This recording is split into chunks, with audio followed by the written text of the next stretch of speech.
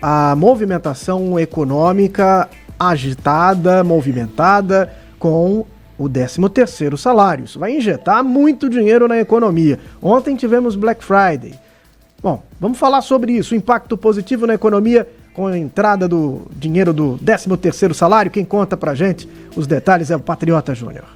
Estamos aí em meio, ao término do pagamento da primeira parcela do 13º salário, que a gente sabe injeta bilhões e bilhões na economia brasileira. A gente vai conversar sobre esse assunto aqui com o Ricardo Galvão, que é doutor em finanças. Ricardo, bom dia, bem-vindo mais uma vez aqui à Cidade FM. De que forma o 13º salário, ajuda a impulsionar, a movimentar a nossa economia? Bom dia a todos. Basicamente, a gente tem uma grande transferência de recursos. Na prática, a pessoa que recebe um extra, que é o 13º, ela vai gastar ou poupar. No momento que ela gasta, já vai esse recurso já vai para quem ela transferiu. E essa movimentação toda, quando a gente repercute isso na economia inteira, acaba todo mundo que tem atividade lucrativa se beneficiando. Ô Ricardo, e qual a melhor forma, de o trabalhador usar o 13º salário? Aí depende da situação de cada trabalhador. Há trabalhadores que estão com dívidas no cartão de crédito. Então, quita essas dívidas. Se você não tiver com as dívidas, separa um pouquinho, deixa um pouquinho na conta para um imprevisto, porque ele vai aparecer, é uma certeza. E para aquele trabalhador que já tem a reserva, procure oportunidades. Mais cedo ou mais tarde, você vai encontrar boas oportunidades e vai economizar muito. Agora, não sei se é a sua percepção, mas muita gente ainda tem dificuldade, em planejar o uso do 13º. Por que isso acontece?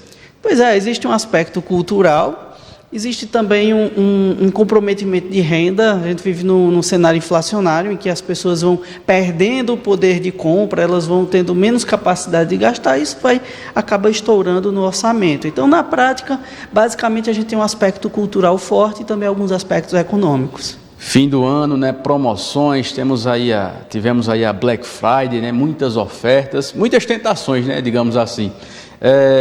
E quais são os erros mais comuns que as pessoas cometem ao receber o 13º? O principal deles é receber o 10º sem ter pensado antes no que fazer com ele. Quando você vê o dinheiro na conta, alguns itens que você não precisa e nem quer, você fica tentado a comprar. Então, o primeiro erro é não pensar antes o que fazer com o 10º. E como envolver a família, nesse planejamento, no uso racional desse dinheiro extra? Pois é essencial que a família faça parte disso, tanto para o casal que conduz a família, o pai e a mãe, normalmente, eles possam melhorar ao longo dos anos, quanto para os filhos aprenderem sobre finanças, que isso é essencial para a vida. Então, é aos poucos que a gente vai aprendendo sobre isso, é aos poucos que a gente vai entendendo como funciona. Então, a família se envolver nisso é essencial, lembrando sempre que o dinheiro que não gastar, ele vai estar sempre disponível, então você vai sempre poder comprar alguma coisa, é uma sensação maravilhosa. Perfeito, obrigado pela participação aqui com a gente, Ricardo Galvão, doutor em finanças, e utilizar o 13º aí sempre da melhor forma, com consciência. É com você no estúdio. Obrigado, Patriota. É isso aí, tem que pensar antes o que fazer. Se tem dívidas, é preciso acertar as dívidas, para diminuir o impacto, porque a dívida, quanto mais tempo você vai levando ela adiante, tem juros, tem correção, então vira uma bola de neve. E pensar aí algum pouquinho desse valor para você fazer uma reserva. Quem poupa tem. Então, de repente, você tem aí algum tipo de situação urgente ou inesperada ao longo do ano. Se você poupou uma parte do seu 13º, você vai poder recorrer a essa poupança para resolver esse problema urgente. Então, pensar nas necessidades, pensar nas dívidas, mas também pensar em guardar alguma coisa para uma emergência. Essa é a dica que eu passo aqui para você. Manhã Cidade. Política de A a Z com Vitor Araújo.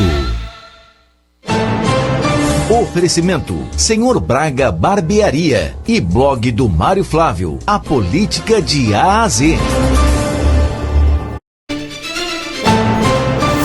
Bom, minha gente, Nós teremos amanhã uma rede nacional de rádio e televisão convocada pelo presidente Lula. Ele já gravou o discurso.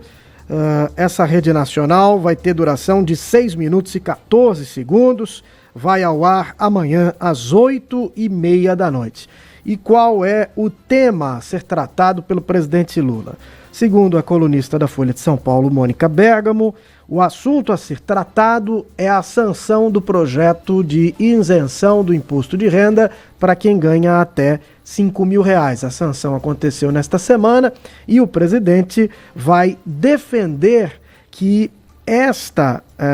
este projeto que foi enviado pelo governo e aprovado pelo Congresso seria ali a grande conquista do governo dele, desse terceiro mandato do governo dele. Bom, sem dúvida que há uma preocupação do presidente em exaltar o projeto, em fazê-lo conhecido, em trazer os ganhos positivos para a imagem dele com vistas na eleição de 2026. Mas esse projeto em si, ele vai ter a paternidade disputada, porque o Congresso deve também lutar pela paternidade desse projeto. E agora nós estamos numa fase de crise entre o governo Lula e o Congresso, sobretudo, no caso, os presidentes da Câmara e do Senado. E o presidente da Câmara, Hugo Motta, tem feito publicações repetidas em que ele chama para ele e para os deputados a paternidade, o resultado positivo de projetos debatidos e que podem ou não ter sido enviados pelo governo federal.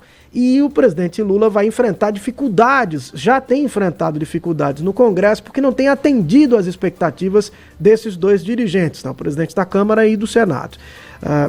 No caso do Senado Federal, nós tivemos em especial a questão da indicação ao STF. O presidente do Senado, Davi Alcolumbre, desejava a indicação do também senador Rodrigo Pacheco, ex-presidente do Senado Federal. Mas a indicação foi do Jorge Messias, que é o advogado-geral da União e uma pessoa muito ligada ao PT, próxima ao presidente Lula. Então isso chateou o Alcolumbre, que não tem se mostrado favorável à aprovação do nome do Jorge Messias. Aliás, tem quem fale, interlocutores do Davi Alcolumbre, que o Messias pode ser reprovado. E se isso acontecer, vai ser um fato inusitado. A última reprovação que se tem notícia aconteceu lá no começo da República. Então, é algo que traria um impacto político muito forte. Mas pode ser também apenas uma ameaça para que o governo possa atender a alguma outra reivindicação. Mas já tivemos uma ação efetiva que traz prejuízo ao governo, a derrubada de vetos numa legislação ambiental. Vetos do presidente Lula foram derrubados pelo Congresso Nacional. Nós tivemos pauta bomba votada com aumento bilionário dos gastos do governo. Então o Congresso já está demonstrando que a relação com o Planalto está numa condição bem difícil, está azeda, né?